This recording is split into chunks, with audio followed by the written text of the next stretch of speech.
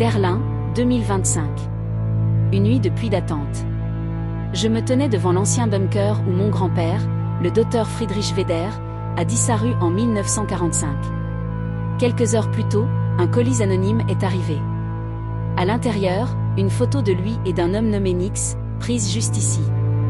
Un flacon de sang séché, étiqueté Projet Ombre E Sujet Alpha. Et cette vieille cassette audio. La voix de mon grand-père, enregistrée en 1945. Elle disait simplement, « Si tu entends ceci, alors l'ombre t'a déjà trouvé. » On m'a toujours dit que mon grand-père était mort pendant la guerre. Mais les morts ne laissent pas de messages vocaux. Soudain, un bruit de pas derrière moi. Je me retourne brusquement. Personne. Juste la pluie et le silence angoissant de ce lieu maudit. Historien spécialisé dans les armes secrètes nazies, mon instinct m'a guidé vers un laboratoire clandestin, un ancien hôpital reconverti. Une scientifique, une alliée dont je tairai le nom, a analysé le sang. Le verdict est tombé comme un coup près. Mon ADN correspondait à 99,8% avec celui du sujet alpha. Elle m'a regardé droit dans les yeux et a dit, « Ce N n'est pas une coïncidence. C'est une sélection. » Elle m'a montré un rapport SS de 1944.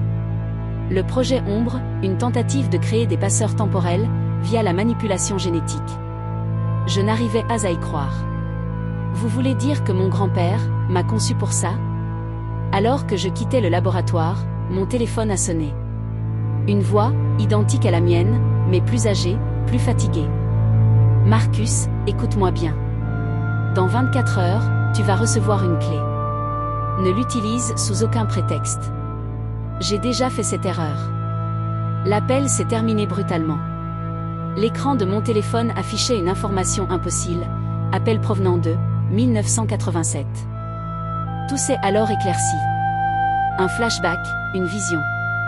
1945, mon grand-père et Nix activant une machine, dit Glock. Mais Nix n'était pas un homme. C'était un corps synthétique, conçu pour voyager dans le temps. Sa voix métallique résonnait, le sujet alpha doit survivre. C'est la seule façon de stabiliser la faille. Mon grand-père, terrifié, demanda, « Alors mon petit-fils, est une machine ?» Et Nix répondit, « Non. Il est une porte. » Nix avait utilisé l'ADN de mon grand-père pour créer une lignée génétique capable de voyager dans le temps. Une lignée qui menait, à moi. De retour chez moi, la clé était là, posée sur mon bureau. Une clé USB. Elle clignotait. Contre toute raison, je l'ai branchée. Mon écran s'est allumé. Bienvenue, sujet alpha. Le compte à rebours est terminé. Sous mes yeux, la clé a commencé à fondre, se transformant en une aiguille hypodermique, remplie d'un liquide bleu.